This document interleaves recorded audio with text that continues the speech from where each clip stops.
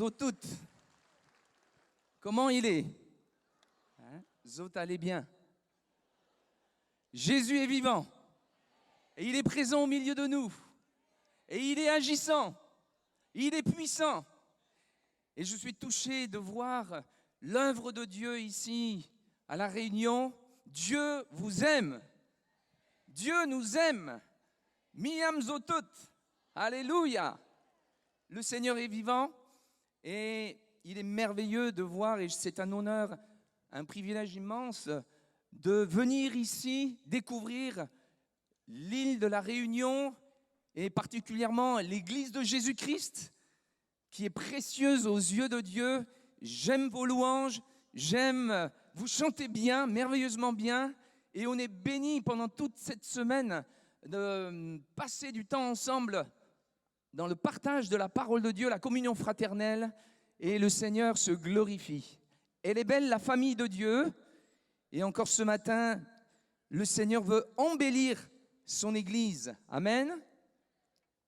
Le Seigneur est vivant, et pour ce jour de la Pentecôte, et c'est vrai, l'Évangile, c'est la fête, c'est le ciel dans nos cœurs, et je ne pouvais pas m'empêcher, évidemment, de parler de l'Esprit de Dieu. Je ferai 2 courtes lectures dans l'Évangile de Luc au chapitre 3, verset 16. Luc, chapitre 3, verset 16. C'est Jean-Baptiste qui dit « Moi, je vous baptise d'eau, mais il vient celui qui est plus puissant que moi, et je ne suis pas digne de délier la courroie de ses souliers. Lui, il vous baptisera du Saint-Esprit et de feu. » Et dans Acte 2, ce passage qui a été rappelé plusieurs fois, mais qui est le thème, et la Pentecôte, le Acte 2, verset 1, le jour de la Pentecôte, ils étaient tous ensemble dans le même lieu. Tout à coup, il vint du ciel un bruit comme celui d'un vent impétueux. Il remplit toute la maison où ils étaient assis. Des langues de feu, semblables à des langues de feu, leur apparurent, séparées les unes des autres. Ils se posèrent sur chacun d'eux. Ils furent tous remplis du Saint-Esprit et se mirent à parler en d'autres langues, selon que l'Esprit leur donnait de s'exprimer. Amen. Gloire à Dieu. Nous, l'Église de Jésus-Christ, nous avons reçu un mandat, une mission, d'aller par tout le monde et prêcher cette bonne nouvelle. Et Jésus a dit, prêchez, dites que le royaume de Dieu est proche. Guérissez les malades, ressuscitez les morts, purifiez les lépreux, chassez les démons. Vous avez reçu gratuitement, donnez gratuitement. Et allez par tout le monde, faites de toutes les nations des disciples. Nous avons reçu cette mission et ce mandat d'aller et annoncer ce merveilleux message de l'Évangile qui bouleverse les vies, qui change et qui transforme les vies, qui console, un message de paix, un message d'amour, un message puissant, un message de vie qui console et relève les êtres humains. Nous avons reçu ce mandat de partager l'amour de Dieu et au fait d'être des canaux de grâce et de bénédiction, d'être une source de bénédiction là où Dieu nous place, dans nos maisons, dans notre mariage, dans nos quartiers, dans nos églises, dans nos villes, où que nous soyons. Le Seigneur veut se servir de nous pour répandre sa grâce, son amour, sa paix. Et quand j'entends les témoignages, par exemple, de notre sœur Céline, je me dis, c'est merveilleux ce que Dieu est capable de faire.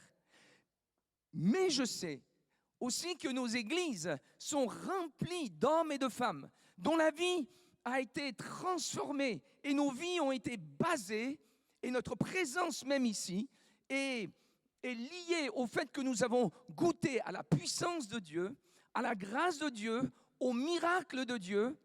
Pour moi-même, dans ma propre vie, oh oui, j'ai vu un oncle de ma famille en Corée, lorsqu'il était condamné par la médecine, condamné par la vie tout simplement, et il ne lui restait plus grand-chose à vivre, se tourner vers Dieu et expérimenter la puissance de Dieu et être délivré et repartir et vivre une vie nouvelle.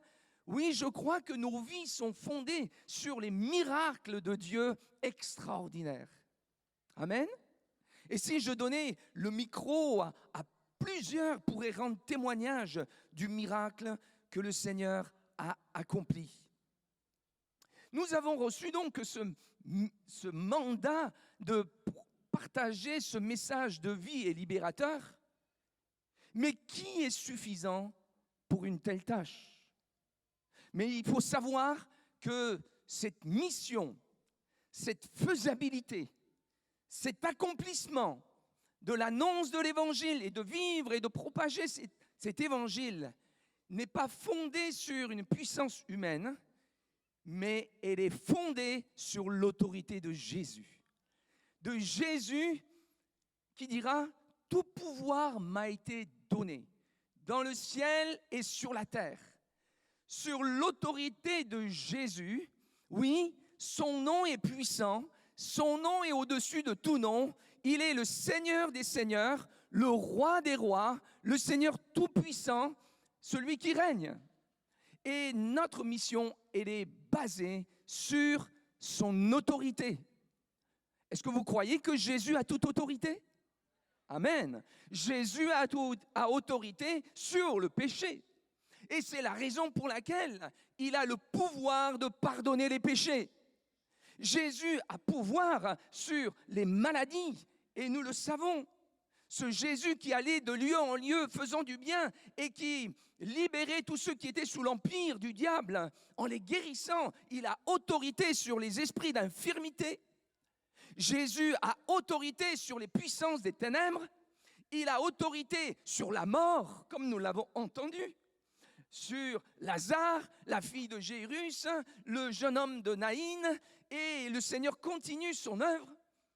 Oui, il y a aussi ceux qui vivent, qui ont une vie peut-être organique, mais qui sont morts intérieurement que Jésus ressuscite. Oui, il a autorité sur les éléments déchaînés, sur la nature, il défie les lois physiques, il marche sur l'eau, sur les vagues, il calme la tempête. Oui, Jésus est le grand vainqueur, Jésus est celui qui a toute autorité. Et notre mission, elle se base sur son autorité. Mais il faut savoir que Jésus a commencé à exercer son autorité que dans la mesure où il a été rempli du Saint-Esprit. Rempli du Saint-Esprit et même revêtu de la puissance du Saint-Esprit. Quand il est baptisé dans le Jourdain, la Bible dit qu'il revint du Jourdain rempli du Saint-Esprit. Le Saint-Esprit le conduit dans le désert et pendant 40 jours, il est tenté par le diable, il se place devant Dieu et là, quand il sort de ce désert où il s'est tenu devant son Père, la Bible dit qu'il a été revêtu de la puissance de l'Esprit. C'est à partir de ce moment-là que Jésus a commencé à exercer son ministère de salut et guérison. C'est à partir de là que Jésus a commencé à guérir les malades, à délivrer les démoniaques, à changer les vies, à relever ceux qui sont courbés. Avant qu'il soit rempli et revêtu de la puissance du Saint-Esprit, il n'a fait aucun miracle. Bien qu'il était fils de Dieu, aucun démon chassé, aucune guérison, rien. C'est seulement dans la mesure où il a été rempli et revêtu de la puissance du Saint-Esprit qu'il a commencé son ministère, d'aller de lieu en lieu, guérissant tous ceux qui étaient sous l'emprise du diable, guérissant les cœurs brisés, manifestant le cœur, l'amour de Dieu et faisant toutes sortes de miracles. Amen. Et nous qui sommes appelés à imiter Jésus, nous qui sommes appelés à continuer l'œuvre de Jésus, puisque nous sommes le corps de Christ et que Jésus est la tête, eh bien, nous avons besoin de ce revêtement de puissance. Nous avons besoin du Saint-Esprit parce que nous ne sommes pas meilleurs que Jésus. Nous ne pouvons pas accomplir et aller dans cette mission sans la puissance du Saint-Esprit. Et Jean-Baptiste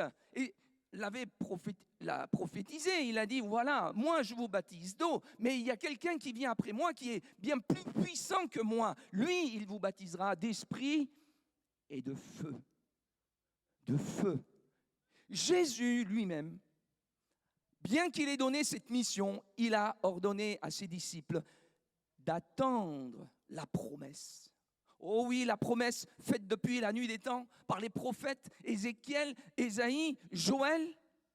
Attendez la promesse jusqu'à ce que vous receviez une puissance. Oui, dans peu de jours, vous recevrez une puissance, celle du Saint-Esprit survenant sur vous, et vous serez mes témoins en Judée, à Jérusalem, en Judée, en Samarie, jusqu'aux extrémités de la terre. Jésus a donné cet ordre d'attendre la puissance de Dieu, la capacité pour nous de répondre à son appel. Amen.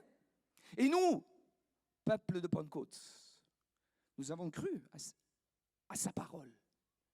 Et je pense, la plupart, la majorité, voire peut-être tous, nous avons été baptisés du Saint-Esprit. Nous sommes le peuple qui parlons en langue. Amen. Amen. Qui parle en langue ce matin? Voilà. Nous avons, et nous croyons que le signe initial du baptême du Saint-Esprit, c'est de cette bénédiction d'en haut. Oui, c'est de parler en langue. Nous avons reçu le Saint-Esprit, mais est-ce le baptême d'esprit dont Jean-Baptiste a parlé? Est-ce le baptême d'esprit dont Jésus a parlé? Dans peu de jours, vous recevrez celle du Saint-Esprit. Parce qu'il nous est dit qu'il nous baptisera du Saint-Esprit et de feu. Oui, nous parlons en langue. Mais avons-nous été baptisés de feu? C'est un tout. C'est quoi le feu? Oh, nous connaissons plusieurs caractéristiques du feu. Et vous pouvez vous-même méditer plus loin avec moi et même plus tard. Mais le feu, il purifie, il est purificateur. Le feu, il éclaire. Le feu, il réchauffe, ça donne de la chaleur. Le feu, il consume, il brûle. Et le Seigneur, et Jean-Baptiste dira, oui, vous serez baptisés d'eau, vous serez baptisés de l'Esprit Saint et de feu. Et ce matin, j'aimerais rapidement parler d'une des caractéristiques du feu. Ça serait bien trop long, mais le feu qui brûle, le feu qui consume nos incapacités, le feu qui consume ce qui nous bloque, qui nous empêche d'aller de l'avant et de répondre à l'appel de Dieu, là où Dieu nous a placés, pour être des instruments de bénédiction. Parce que même si nous avons été au bénéfice de la grâce de Dieu et que Dieu nous a sauvés, il y a tant de raisonnements, il y a tant de pensées, il y a tant de choses qui, au-dedans de nous, nous bloquent, nous paralysent. Des pensées qui nous font peur, des pensées, des raisonnements, des pièges qui nous bloquent, qui nous disent que nous ne pouvons pas, qui nous dit qu'on n'est pas capable, qui nous dit que ce n'est pas possible.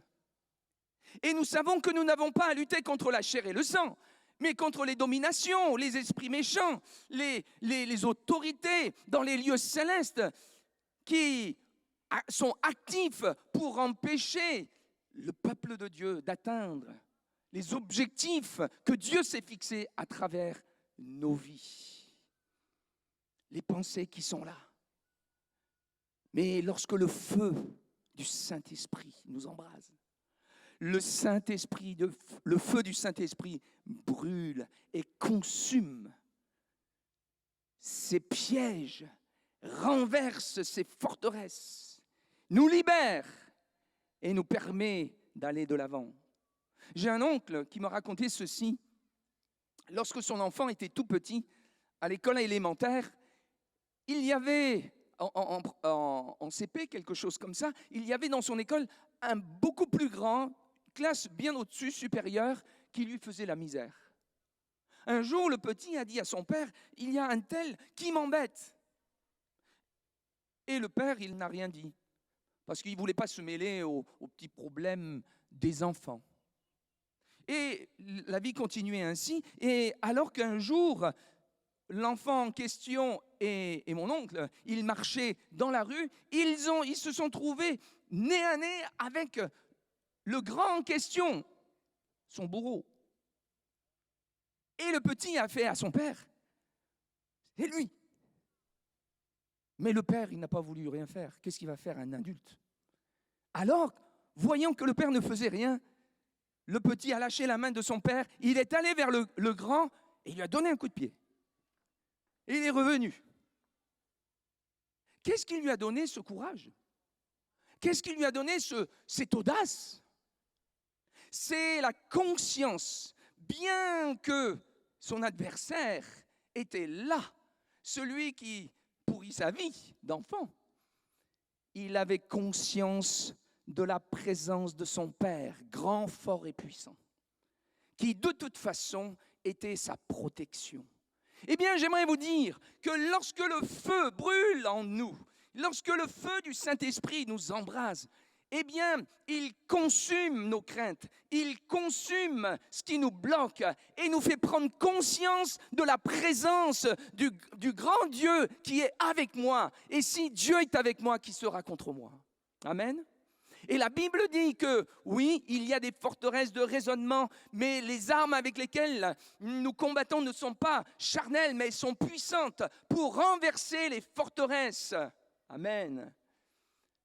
Et lorsque le peuple d'Israël était dans le désert et traversait, il y avait la colonne de feu. Le feu était présent, symbole de la présence de Dieu. Et les peuples alentours, les ennemis, en voyant le peuple de Dieu avancer, ils avaient crainte, ils étaient dans la frayeur, parce qu'ils savaient que Dieu était au milieu d'eux, par le feu.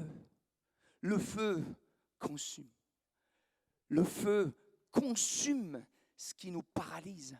Et en tout cas en métropole, je vois dans la vie combien par l'insécurité, par toutes sortes de choses, la peur augmente, la crainte augmente. On vit dans un monde où la crainte augmente, la peur du malheur, la peur d'un accident, la peur, et ça touche tout le monde, du grand au petit, même les enfants, la peur de passer devant au tableau, la peur de parler devant les gens, la peur de ne pas atteindre son objectif, la peur d'aller au travail et de subir l'opposition.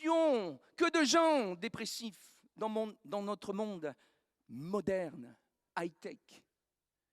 Mais malgré tous nos progrès, des hommes et des femmes sont courbés, sont malmenés, maltraités par l'adversaire de nos âmes. Et il y a besoin du feu du Saint-Esprit, le feu du Saint-Esprit qui consume, qui brûle tout ce qui nous bloque et tout ce qui nous paralyse. Oui, ce feu nous rend capables. Le rend capable de répondre à l'appel de Dieu. Le Saint-Esprit, il nous rend capables, même je dirais dans notre vie quotidienne, pour être des témoins de Jésus-Christ, pour annoncer la parole de Dieu. Dans notre assemblée, il y a une sœur, il y a plus de 30 ans, elle a passé son permis. Il y en a beaucoup qui aimeraient avoir le permis. Bien sûr, il y a tous ceux qui l'ont, mais il y en a tous ceux qui sont malheureux de ne pas l'avoir. Pour qui c'est difficile. Et cette sœur, lorsqu'elle a passé son permis, elle a eu chaud. Elle a eu peur. C'était une dame. J'ai rien contre les dames. Hein. Mais quand elle l'a eu, Elle l'a mis dans son placard. Et elle a continué sa vie sans le permis qu'elle a passé. 1 an, 2 ans. Et s'est trouvé toutes sortes d'excuses. « Oh, mais je peux me débrouiller seule. » Mais 1 an, 2 ans, 3 ans, 4 ans, 29 ans 29 ans, le permis de conduire dans le placard. Mais moi j'ai dit, mais ma sœur, et ça cause beaucoup de problèmes. Parce que habitant en banlieue, pour aller à son travail dans une autre banlieue, il faut venir au centre-ville parce qu'il n'y a pas le réseau de transport facile. Et donc, ça prend des fois 2 heures pour aller faire les courses, pour amener les enfants. C'est son mari qui devait tout faire. À droite, à gauche, aller le chercher et venir à l'église. Tout ça, c'était compliqué. Alors j'ai dit, mais ma sœur, c'est une bonne chrétienne, hein? Elle parle en langue. Elle sert à l'église, une sert plein d'amour, merveilleuse. Mais pourtant, il y avait ce permis habitant loin qui bloque. Et pourquoi cela? Alors je lui ai dit, mais ma sœur, toi qui proclames un Dieu fort et puissant, si tu veux rendre témoignage que ton Dieu est fort et puissant, qui peut tout, et toi, tu es bloqué par la peur de conduire. C'est un peu incohérent, non? Et cette sœur, pendant un jeûne et de prière, mais c'était bloqué, mais pendant le jeûne et prière, le feu a commencé à brûler. Moi, je ne le savais pas, cette histoire. Le feu a commencé à brûler. Elle a reçu cette parole que Dieu nous a rendus capables. Amen. Colossiens nous dit qu'il nous a rendus capables d'avoir part à l'héritage des saints. Et elle a dit à son mari, je vais reconduire. Son mari, tout de suite, il a acheté une voiture. Direct. Elle a commencé à conduire. Et elle a rendu ce témoignage que le Saint-Esprit, la parole annoncée dans ce temps de mise à part, l'a débloquée, l'a amenée. Et maintenant, oui, je peux dire qu'elle est encore plus engagée, encore plus. Elle témoigne du Seigneur. Dieu a fait un miracle. Quand elle a rendu témoignage de cela à l'église, en fait, elle n'était pas toute seule. Il y en avait plusieurs dans cette situation. Et même des sœurs qui dormaient comme des enfants la nuit avec la lumière allumée. Et toutes sortes de choses. Et le feu a commencé à se propager pour les détails, pour des choses qui paraissent peut-être insignifiantes et pourtant qui fait toute la différence dans le quotidien. 1 sœur, 2 sœurs, 3 sœurs, 4 sœurs. Gloire à Dieu. As-tu été, le feu du Saint-Esprit, as-tu été plongé dans ce feu qui consume tes craintes et tes peurs pour te permettre d'être le témoin efficace et te permettre d'aller de l'avant et être témoin de Jésus-Christ? Le feu du Saint-Esprit. Il vous baptisera du Saint-Esprit et de feu. Le feu brûle tout. Vous savez, un bon feu, directeur de colo, je sais ce que c'est, on fait des grands feux. Et des fois, quand on cherche des combustibles, on va chercher du bois, etc. Le bois sec, évidemment, mais même le bois mouillé, le bois vert, les feuilles sèches ou les feuilles mouillées et vertes, le plastique, le coton ou le nylon, tout objet, toutes sortes de matières, lorsque le feu est énorme, tout brûle. Et il y a tellement de pensées. L'homme est compliqué. Et le diable a laissé bien des traces dans nos raisonnements, dans nos pensées. Et nous sommes là, paralysés, bloqués. Mais lorsque le feu du Saint-Esprit passe, il consume et nous libère. Amen. De ce qui nous empêche de servir et d'aller de l'avant, d'aimer. L'évangile, c'est l'amour.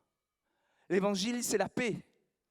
L'évangile, c'est la joie. Et il y a cet ordre. En fait, si nous résumons la parole de Dieu, tu aimeras ton Dieu de tout ton cœur et tu aimeras ton prochain. C'est l'amour, amour, amour. Aimer Dieu, aimer ceux qui nous sont proches. Mais il y a des gens qui sont incapables d'aimer. Comment, avec un tel passé, je pense à ma sœur Céline, Comment, avec un tel passé, ayant accumulé violence, blessures, détresse, comment pouvons-nous aimer parce que nous ne pouvons pas apporter ce que nous n'avons pas reçu? Je pense à un homme qui est venu dans notre assemblée il y a quelque temps de cela, fils d'un prêtre vaudou, marié à une métropolitaine. Oui, il a essayé, comme beaucoup, de bâtir sa vie. Bonne situation, travaillant à Airbus, à Toulouse. Mais il y avait quelque chose qui n'allait pas. Ça clochait dans sa vie. Et même si il avait l'apparence des bonnes choses qu'il pouvait posséder, il était incapable de construire. Il était incapable d'aimer. Au contraire, c'était la haine. Au contraire, c'était la colère. Au contraire, c'était l'amertume, l'aigreur. Il en voulait à la terre entière. Ses chefs au travail, les politiques, les hommes politiques, tout sur le gouvernement. Il fallait qu'il trouve une raison de se plaindre. Et son regard haineux, sa vie familiale, c'était une catastrophe. Il était incapable d'aimer, il avait des enfants, il aurait voulu aimer, mais incapable. Il était adultère, infidèle, et donc que de pleurs, que de chagrin, et que de blessures et de souffrances dans la maison. Et cet homme, je ne sais comment, s'est dit, j'ai besoin de l'Esprit de Dieu. Il n'est pas chrétien, mais Dieu l'a conduit à l'église.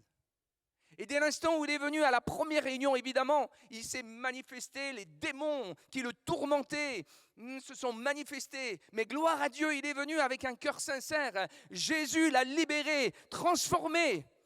Et très vite, il a été rempli du Saint-Esprit de feu. Alléluia.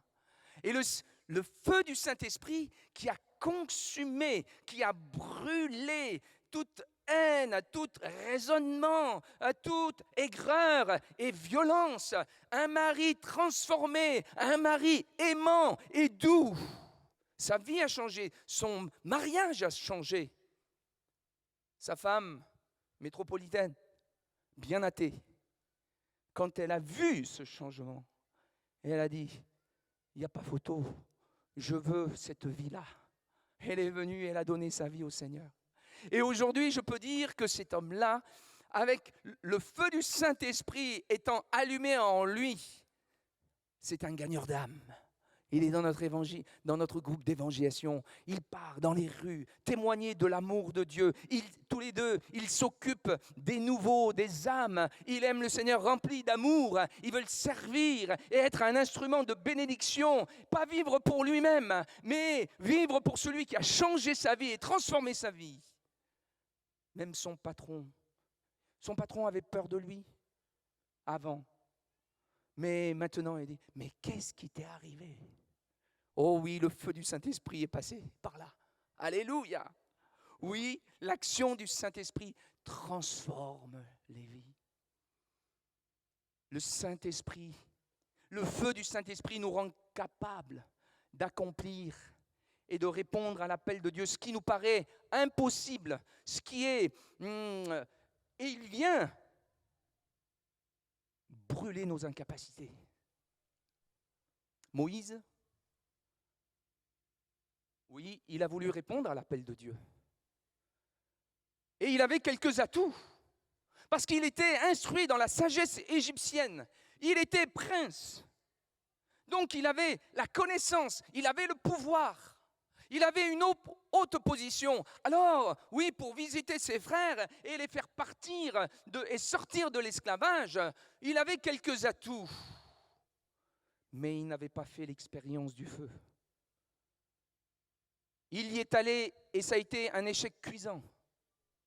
Il a dû s'enfuir, loin, comme mort. Il y a une forme de mort et de résurrection ici. 40 ans plus tard, il est un vieillard. Il garde le troupeau de son beau-père Jéthro. Il est là et il se dit, c'est fini pour lui. Mais gloire à Dieu, la fin de l'homme, c'est le commencement de Dieu. Il est là, sans doute en train de ressasser et de penser à son échec, penser à ce qu'il a raté, ce qui n'a pas marché. Et il était là, il s'en va dans sa vie. Mais à un moment donné, il fait la rencontre de buissons ardents. Le feu divin, le feu surnaturel, le feu qui ne détruit pas. Et il s'approche. Il entend la voix de Dieu. Et devant ce feu divin, oui, il va sortir tous ces arguments. Non, je ne peux pas, je suis trop vieux, je suis bègue, et ce n'est pas pour moi, et ce n'est pas possible, ceci et cela. Mais le feu de Dieu a triomphé. Alléluia. Le feu a consumé ses peurs et ses craintes, et même si c'était avec tremblement, gloire à Dieu. Il va se mettre en route, il va y aller et il va répondre à l'appel de Dieu avec un bâton et avec une promesse que le Dieu des cieux sera avec lui. Alléluia. Et il a réussi. Il a fait l'expérience du feu. Ceci, c'est l'ombre des choses à venir. Des siècles plus tard, les disciples, ils étaient là dans la chambre haute. Oui, Jésus a dit d'attendre, donc ils attendent. Et je vois l'image de ces sacrifices vivants, présentés devant Dieu. Et vous savez que lorsque Dieu approuve, Dieu envoie son feu. Amen. Abraham, Genèse 15, il offre des sacrifices. Et même si l'obscurité est tombée, oui, il a persévéré. Et le feu est descendu. Gloire à Dieu. Quand Moïse a fait le tabernacle, le jour de l'inauguration, oui, et l'autel des sacrifices, le feu est descendu, consumant ce qui a été présenté. Élie, au mont Carmel, devant les 450 prophètes de Baal, 450 prophètes d'Astarté, Élie prie, et le feu descend sur cette sacrifice que Dieu agrée. Le feu lui donne la victoire et montre la suprématie, la grandeur de Dieu. Et ses disciples, à la résurrection, ils étaient 500, mais il n'y en a plus que 120. Mais ça ne fait rien. Ça n'empêche pas le Seigneur du moment qu'il y en a un. Les 120 étaient là dans la chambre haute, attendant que le feu descende, attendant que la prophétie, que la promesse s'accomplisse. Ils étaient là dans la chambre haute, 1 jour, 2 jours, 3 jours. Et tout à coup, le jour de la Pentecôte, et c'est la lecture que nous avons faite, que vous connaissez, que tous les chrétiens connaissent très bien, un vent impétueux a rempli le lieu où ils étaient assis. Et voici que le Saint-Esprit est passé, la promesse de Dieu et s'accomplit. Des langues de feu se sont posées sur leur tête. Il y a le feu qui vient consumer leur raisonnement, qui les renouvelle. Le feu qui vient brûler leur pensée d'incapacité, parce que le contexte était un contexte d'hostilité, de menace, de danger, et pas du tout favorable. Mais le feu du Saint-Esprit les a embrasés. Ils sont sortis comme des flammes de feu et ils ont embrasé le monde. Et ils sont allés jusqu'aux extrémités de la terre. Et ce feu, il est venu jusqu'ici. Alléluia. Amen. Consumant les craintes et les peurs. Moïse devant le feu, oh oui, il avait ce complexe d'infériorité. Oui, il se sentait moins. Il avait une mauvaise image même de lui-même. Qui suis-je pour moi aller devant l'homme le plus puissant de l'époque? Mais le feu a triomphé. Et nous qui sommes là avec nos limites, avec parfois nos craintes et nos doutes, mais oh oui, ça ne fait rien. Du moment que nous sommes des sacrifices vivants devant Dieu, le feu du Saint-Esprit consume, brûle et enlève tout ce qui nous paralyse, nos incapacités, nos pensées qui nous bloquent. Oui, de dire que c'est impossible, c'est impossible. le Saint-Esprit brûle et nous libère. Amen. Il fait de ses serviteurs des flammes de feu. Et l'Église, remplie du Saint-Esprit, peut aller de l'avant et répondre à l'appel de Dieu. Merci Seigneur, et le Saint-Esprit est là. Le feu du Saint-Esprit est là. Et je bénis Dieu pour le feu du Saint-Esprit qui brûle au milieu de son Église. Et je prie le Seigneur que plusieurs puissent s'y rejoindre, que plusieurs puissent se plonger, parce que baptême veut dire immersion, immerger. Le Saint-Esprit est là. Veux-tu te donner? Veux-tu faire confiance? Veux-tu expérimenter? Y a-t-il pas besoin que le feu du Saint-Esprit consume et brûle ce qui t'empêche d'aller de l'avant et de répondre à l'appel de Dieu? Le Seigneur veut le faire ce matin. Il veut se glorifier afin que tu puisses, un instrument de bénédiction, de grâce, d'amour et de compassion, afin de pouvoir se glorifier à travers ta vie. J'invite les musiciens, peut-être, s'ils doivent venir, je ne sais pas. Mais j'invite le peuple de Dieu à prier maintenant. Nous sommes là comme au jour de la Pentecôte. Comme ces 120 qui, au jour de la Pentecôte, étaient là. Ça faisait 10 jours depuis l'Ascension. Ils persévéraient dans la prière. Et j'ai vu toute la préparation, tout ce sérieux, cette mobilisation du peuple de Dieu pour ce jour. Oh oui, Dieu veut faire grâce ce matin. Dieu veut te bénir, il veut te délivrer, il veut te libérer de tes captivités, de ton esclavage interne. Il veut te faire du bien, il veut te remplir de sa vie et de sa puissance pour que tu sois des enfants de lumière et qui portent la lumière de Jésus-Christ. Pouvons-nous prier le Seigneur, courber nos têtes?